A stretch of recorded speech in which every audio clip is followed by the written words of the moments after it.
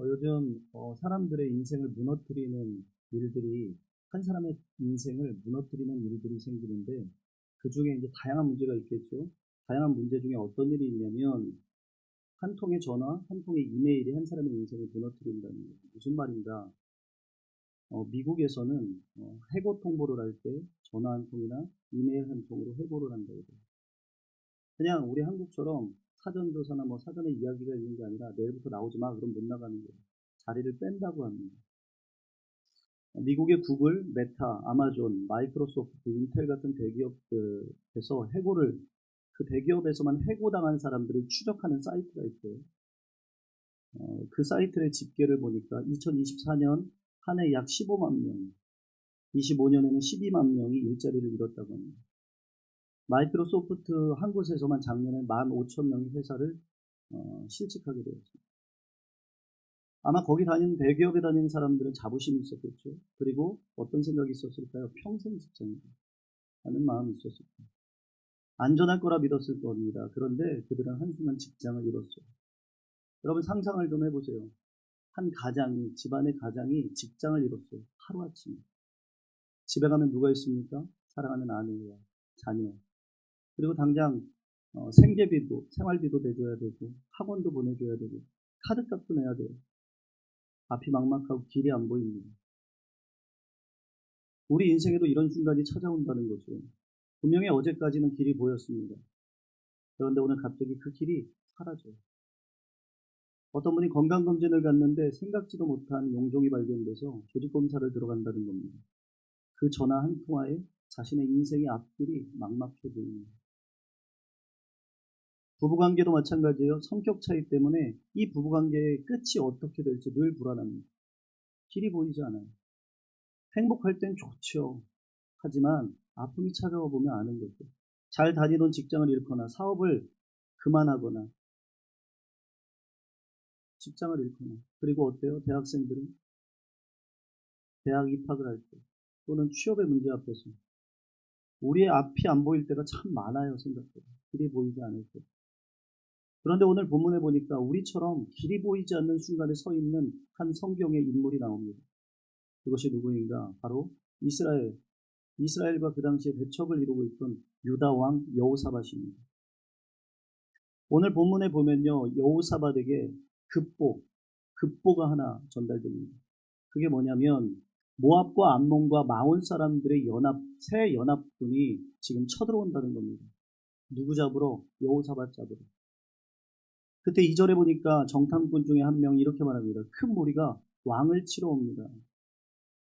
왕을 잡으러 온다는 거예요. 군사적으로 답이 없습니다. 왜 그렇습니까?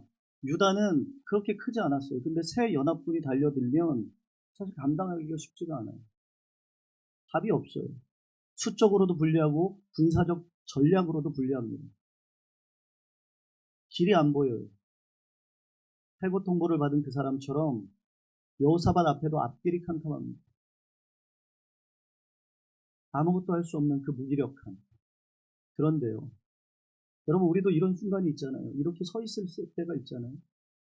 그런데 이 성경에 보니까 이 여호사밧 왕이 이상한 행동을 해요. 우리의 상식과는 다른 행동. 그 행동을 살펴보면서 오늘 세 가지의 교훈을 좀 나누고자 합니다. 첫째로 길이 보이지 않고 막막할 때 여호사밧이 하는 행동은 첫째는 두려움을 기도로 바꿨다는 거예요. 두려움을 기도. 3절 읽어보겠습니다. 3절입니다. 3절 시작.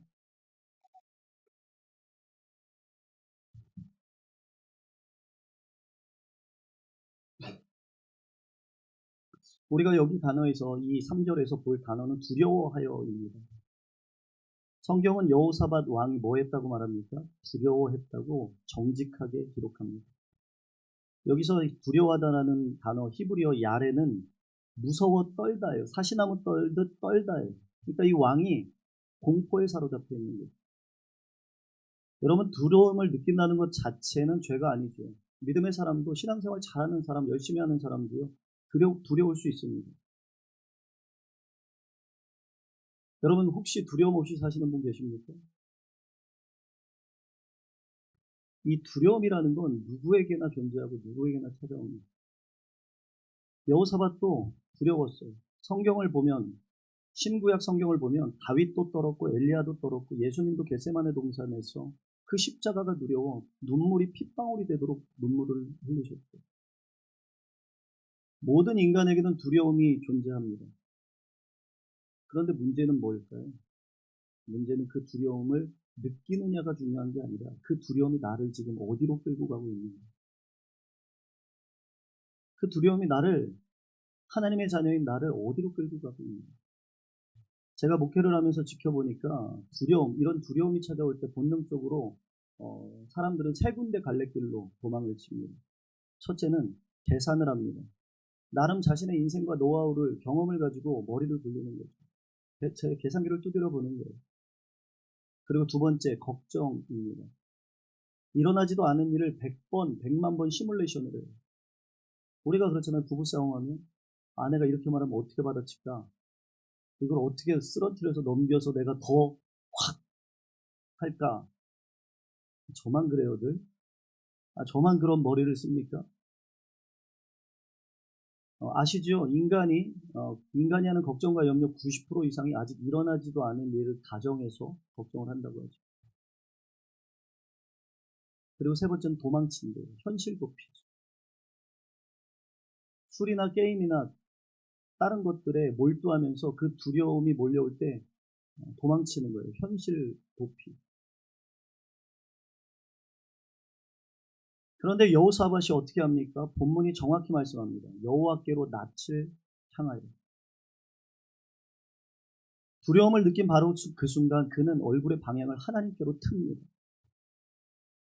두려움이 그를 계산으로, 걱정으로, 도망으로 이끌어가려는 그 순간에 그는 의지적으로 고개를 돌려 나를 구원하시고 나를 지금까지 인도하신 하나님께로 그 얼굴을 향한다는 거예요.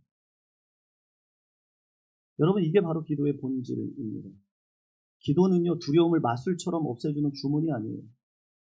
기도는 두려움을 주권자 하나님 앞으로 가져가는 겁니다. 우리는 두려움을 없애려고 기도하는 게 아니라 두려운 채로 하나님 앞에 가는 거예요.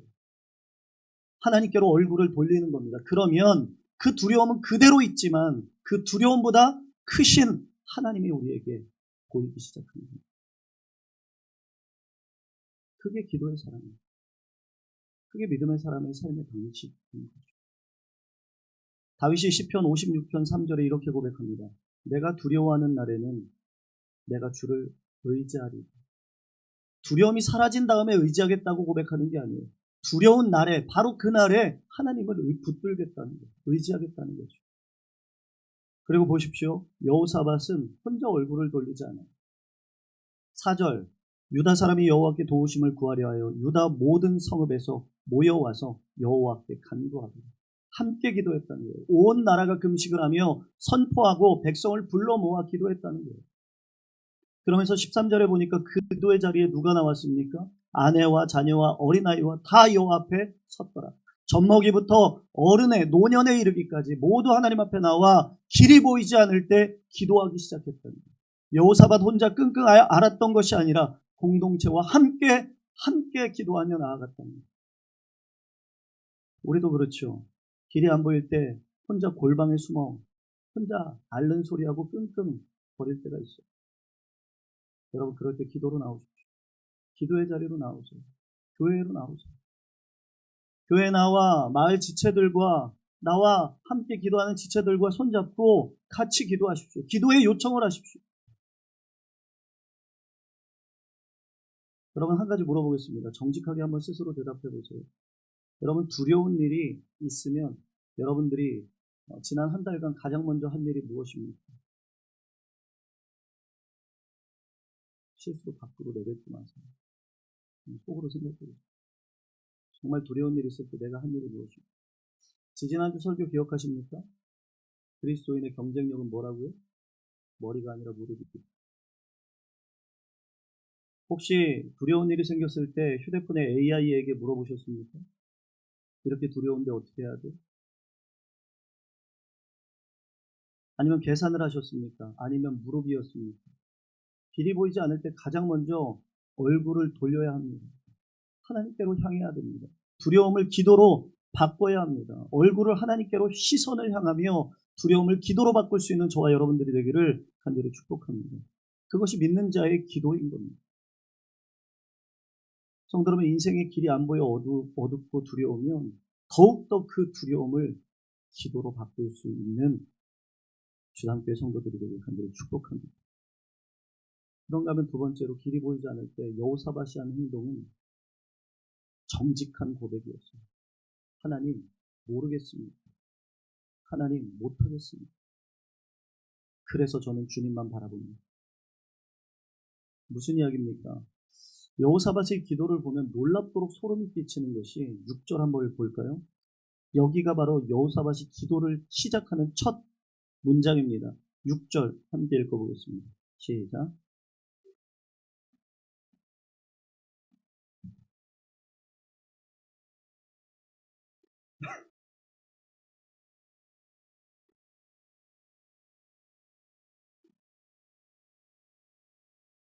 보세요. 여호사밧이요, 자기의 문제부터 꺼내놓지 않아요. 기도의 첫 문장이 뭡니까? 하나님이 누구신가요? 그런데 보통 우리 그리스도인들이 기도할 때 보면 벌써 힘든 일 있고 어려운 일 있고 아픈 일 있으면 벌써 막 고선발로 뛰어와서 예배당 와가지고 딱 앉자마자 펑펑 울면서 죽겠습니다. 이 문제 때문에 죽겠습니다부터 시작하죠. 물론 그런 점도 필요해요. 하나님께 간절히 간구하고 울며 기도하고. 왜 그렇습니까? 하나님은 우리의 아버지시고 물론 그럴 때도 있어야죠. 그러나 성숙한 그리스도인들은 어떻다는 거예요? 그 기도 전에 먼저 하나님이 누구신가를 선포하는 거예요. 뭐라고 기도합니까? 하나님은 하늘을 다스리시며 모든 나라를 손에 쥐고 계시며 아무도 맞설 수 없는, 그는 적군을 보기 전에 먼저 하나님의 주권을 여호사밧은 바라보고 있다는 거예요. 그의 기도의 첫 단추, 하나님의 전능하심을 선포하고 있다는 거예요. 그러면서 7절로 이어지는 그의 기도를 보면 아브라함께서 지금까지 이루신 일, 내 인생 가운데 하나님이 역사하셔서 나를 여기까지 오게 하신 일들, 조상들을 인도하시고 출애굽시키신 일들을 줄줄이 여호사밧 왕이 기억해냅니다. 회상시킵니다. 무슨 말입니까? 문제를 말하기 전에 내가 믿는 하나님이 누구신지를 먼저 볼 수 있는, 붙들 수 있는 우리가 되길 간절히 축원합니다. 여러분, 이것이 기도의 순서입니다. 우리는 보통 기도를 내 문제로 시작해요. 하나님, 내 상황이 이래요. 그러나 여호사밧은 하나님이 누구신가, 내가 믿는 분이 누구신가로 시작하고 있다는 거예요. 여러분, 이 순서가 왜 중요한지 아십니까? 생각을 해보세요. 내 문제부터 내가 집중하면서 하나님께 기도하면 문제가 훨씬 더 커 보입니다. 그러나 전능하신 하나님을 먼저 바라보면서 그 문제를 다음으로 이어가면 그 문제보다 전능하신 하나님이 더 커 보인다는 거예요. 그래서 여러분, 인생의 길이 보이지 않을 때 내 문제의 크기가 아니라 하나님의 크기부터 선포할 수 있게 되기를 간절히 축원합니다.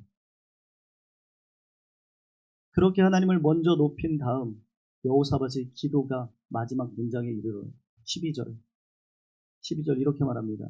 우리 하나님이여, 그들을 징벌하지 아니하시나이까. 우리를 치러 오는 이 큰 무리를 우리가 대적할 능력도 없고 어떻게 할 줄도 알지 못하고 오직 주만 바라보나이다. 여러분, 이 고백이요, 당연한 것 같으십니까? 지금 성경의 문맥상 당연하지 않아요. 여러분 자신을 돌아보세요. 인간은요, 내가 실수하고 내가 잘못하고 내가 약하다는 걸 인정하지 않아요. 그거는 하나님 앞에 가도 마찬가지예요. 지금 이 자리에 인정 못하면 하나님 앞에서도 자신의 연약함을 철저하게 인정할 수 없어요. 그런데 보세요. 여호사밧은 왕입니다. 왕에게는 체면이라는 게 있어요. 왕권. 제 이 말씀을 준비하는데 제 자신을 돌아보는 거예요.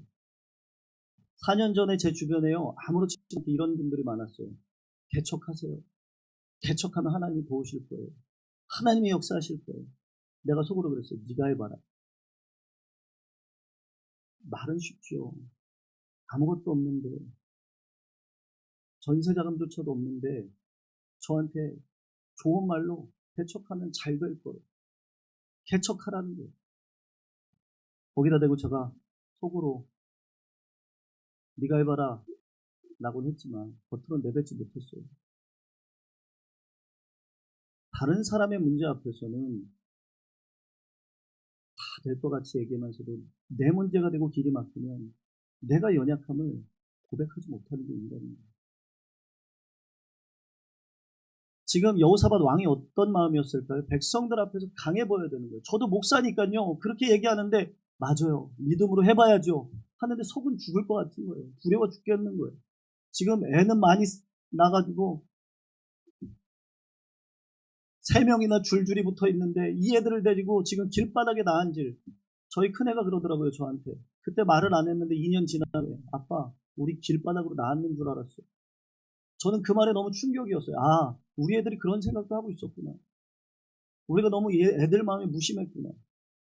여러분 안 두렵겠습니까? 두려워요. 그렇죠. 여호사밧이 딱 그 짝인 거죠. 너무 두렵죠. 연합군이 쳐들어오는 거예요. 왕이 무너지면 다 죽는 거예요. 근데 왕이니까 어떻게 해야 됩니까? 걱정 마라. 내가 계획이 있다. 이렇게 말해야 되는 거 아니에요? 그런데 이 왕이 어떻게 합니까? 온 백성, 젖먹이부터 노년까지 모여있는 온 백성 앞에서 이렇게 말하는 거예요. 우리가 어떻게 할 줄 알지 못합니다. 하나님 도와주십시오. 나는 모릅니다. 답이 없습니다. 길이 안 보입니다. 그러니 하나님 나는 그저 주만 바라봅니다.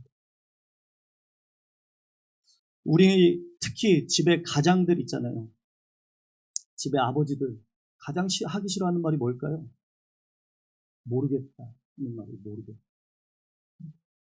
못한다, 모르겠다, 안 된다. 이런 말 부모님들이 자식한테 들을까봐 굉장히 두려워합니다.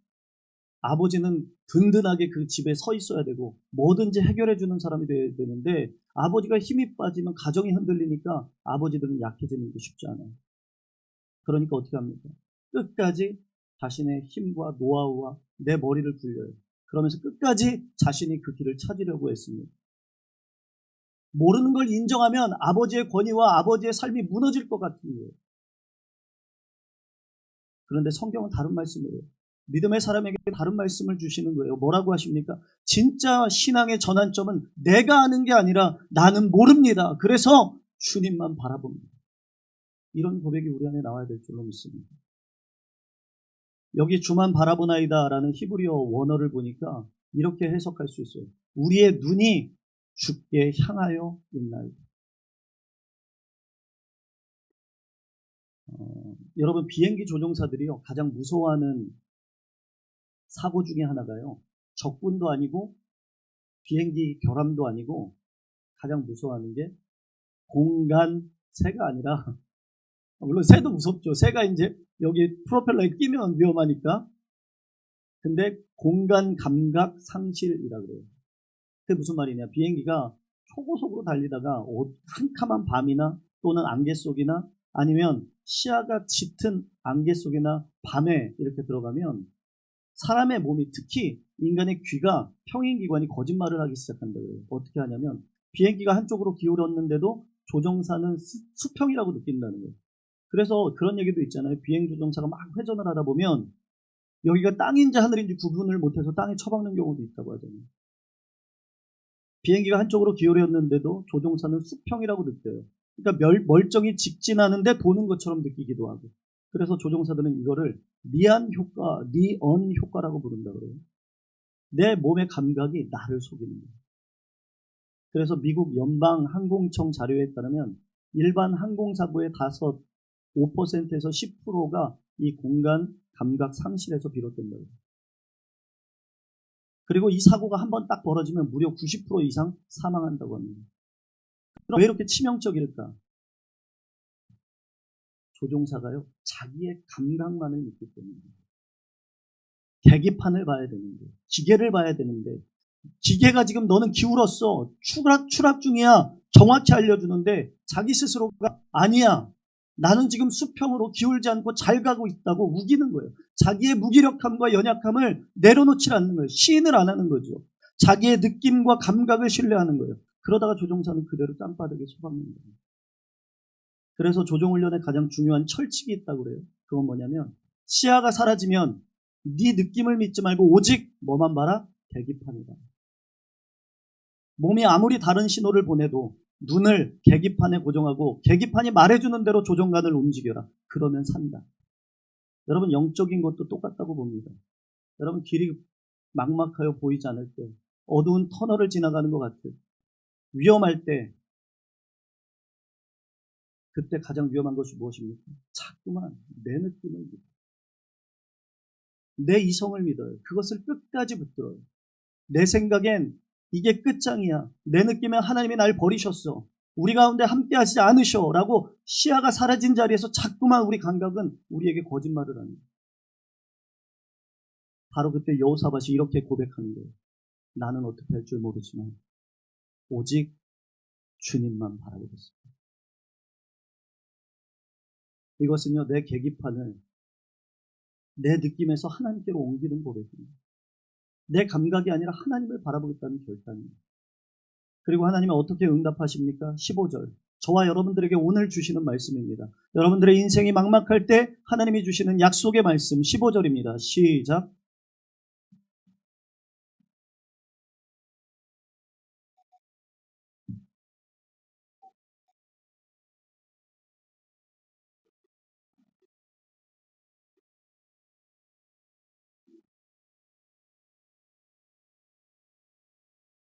아멘. 그러면서 이어지는 17절에 또 이렇게 말씀합니다. 이 전쟁에는 너희가 싸울 것이 없나니 굳게 서서 너희와 함께한 여호와가 구원하는 것을 보라. 사랑하는 성도 여러분, 전쟁은 하나님께 속한 줄로 믿습니다. 내 인생의 길을 내가 만드는 것이 아닙니다. 하나님이 길을 여십니다. 내가 모른다고 고백하는 것은 여러분 실패가 아닙니다.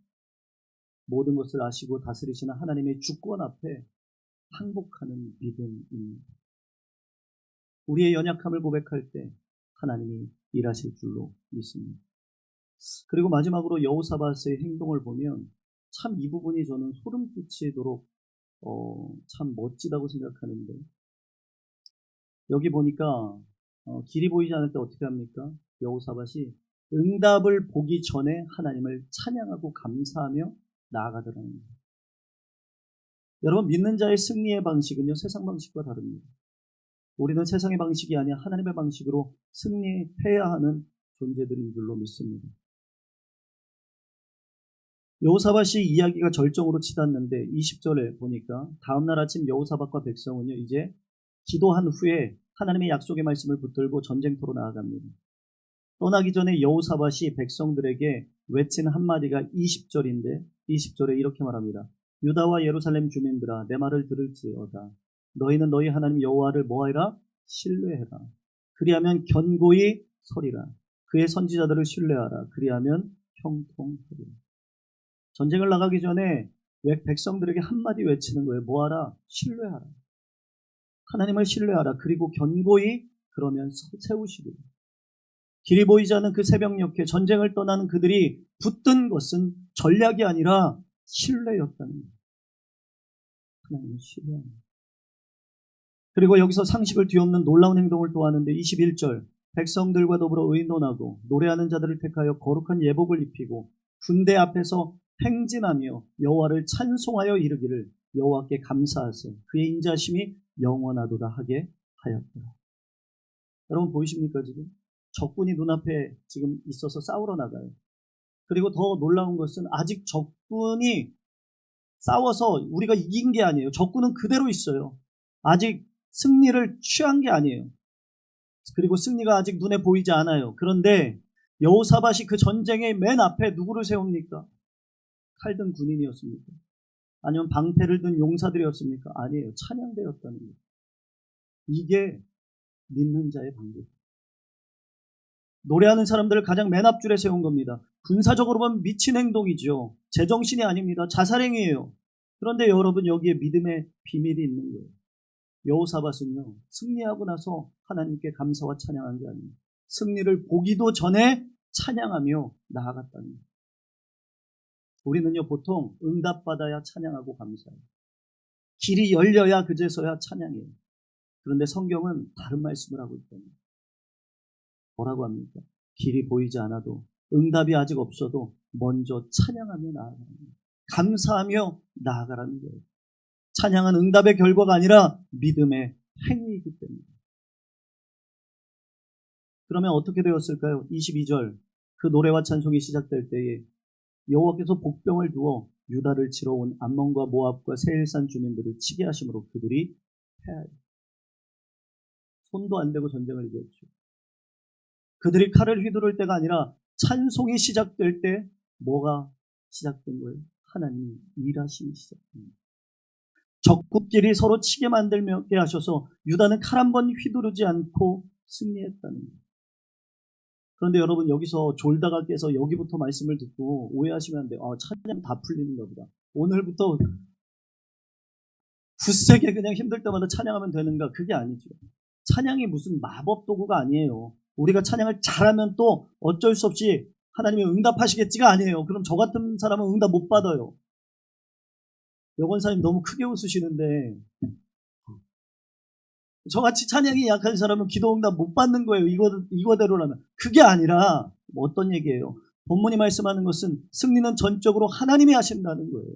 그러니 이미 이긴 싸움을 찬양과 감사로 나아가라는 거예요. 미리 선포하라는 거예요. 그 믿음이 우리 안에 있게 되기를 간절히 축복합니다. 제가 목회를 하면서 아까도 얘기했지만 성도들의 삶을 참 많이 보잖아요. 근데 성도들의 삶을 보면서 참 멋지다, 배우고 싶다, 아름답다 하는 성도들의 삶이 있어요. 그런 성도들의 삶은요, 실직을 했는데도 하나님 앞에 나와 구김살 없이 손을 높이 들고 찬양하며 눈물을 흘리는 순간, 하나님이 분명 자신의 앞길을 인도하실 거라고 믿으며 기도하는 순간, 조직 검사를 하고 결과를 기다리며 두려움 속에서도 하나님의 인자하심이 영원하도다라고 고백하는 순간, 장애를 가졌거나 몸이 불편한 아이를 키우면서도 하루하루 이런 가정과 상황을 주신 하나님 감사합니다라고 찬양하며 그 길을 매일매일 걷는 순간, 이들은요 응답을 경험했기 때문에 찬양하는 게 아니라 하나님을 믿기 때문에 찬양하는 줄로 믿습니다. 사랑하는 성도 여러분, 아까 조종사 이야기 기억하시죠? 계기판이 기울였다고 하면 내 몸이 아무리 수평이라고 비명을 질러도 조종사는 조종대를 반대로 돌려야 합니다. 그게 믿음입니다. 느낌과 반대로 가는 것. 우리도 길이 안 보일 때 절망의 느낌과 반대로 도리어 감사와 찬양으로 힘차게 발걸음을 내딛는 여러분들의 일생과 삶이 되기를 늘 축원합니다. 그리고 마지막으로요. 그 본문은 그 믿음의 끝이 어땠는지 우리에게 보여줘요. 26절 읽어보겠습니다. 26절.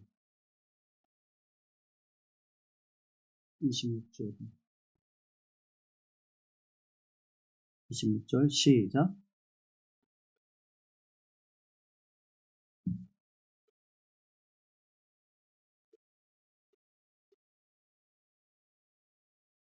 여러분 보세요. 우리가 처음에 시작할 때는 갈 길을 몰라 길이 막막했잖아요. 길이 보이지 않았잖아요. 그런데 지금 26절까지 오고 나니까 뭐래요? 그들의 믿음의 끝이 어떻게 되어 있습니까? 25절에 보니까 전쟁이 끝난 뒤에 유다 백성들이 골짜기, 하나님이 치신 그 백성들이 다 죽어있는 자리에 골짜기에 내려갔더니 전리품이 어찌나 많은지 사흘 동안 거두다가 못 가져갈 정도로 전리품이 넘쳤다는 거예요. 그리고 나서 26절 이렇게 고백합니다. 넷째 날에 무리가 부라가 골짜기에 모여서 거기서 여호와를 송축한지라. 그러므로 그것을 오늘까지 뭐라고요? 부라가 골짜기라 일컫더라. 히브리어로 부라가는 찬송과 축복입니다. 놀랍잖아요. 길이 보이지 않던 그 골짜기가, 절망의 골짜기가 이름이 바뀌어 찬송과 축복과 찬양의 골짜기가 된 줄로 믿습니다. 여러분, 오늘 여러분들이 서 있는 그 자리는 어떤 자리입니까? 너무 길이 보이지 않아 막막한 골짜기입니까? 그렇다고 한다면 오늘 말씀을 붙들고 하나님께 찬양과 감사를 오히려 드리며 그 골짜기를 찬양의 골짜기로 바꿀 수 있는 저와 여러분들이 되기를 간절히 축원합니다. 오늘 우리는 길이 보이지 않을 때 무엇을 해야 되는지 함께 나눴습니다. 마지막 정리를 해드립니다. 첫째, 여러분 두려우면 그 두려움을 기도로 바꾸세요. 기도로 바꾸세요. 두려움이 몰려올 때 가장 먼저 우리를 하나님께로 얼굴을 돌리십시오. 그리고 두 번째, 모릅니다를 정직하게 고백하고 오직 주님만 바라보세요. 그리고 세 번째, 응답 받기 전에 감사와 찬양으로 힘찬 믿음의 걸음을 인생의 길을 걸어 나갈 수 있는 저와 여러분들에게 간절히 축복합니다. 이곳에 우리 젊은 청년들이 있습니다. 결혼을 앞둔 청년, 그리고 취업을 앞둔 청년, 학교 문제가 놓인 청년 있습니다. 여러분, 하나님은 여러분들의 인생을 그냥 두지 않으십니다. 지금 분명히 길이 막힌 것 같은 어려움도 있을 거예요. 그런데 오히려 그 자리에 도리어 감사와 찬양으로 힘차게 내디딜 때 하나님께서 여러분들의 인생을 책임져 주시고 함께 하실 줄로 믿는 믿음의 사람들이 다 되기를 간절히 축복합니다. 이 전쟁은 누구에게 속했습니까? 하나님께 속한 줄로 믿으시는 우리가 되기를 간절히 축원합니다.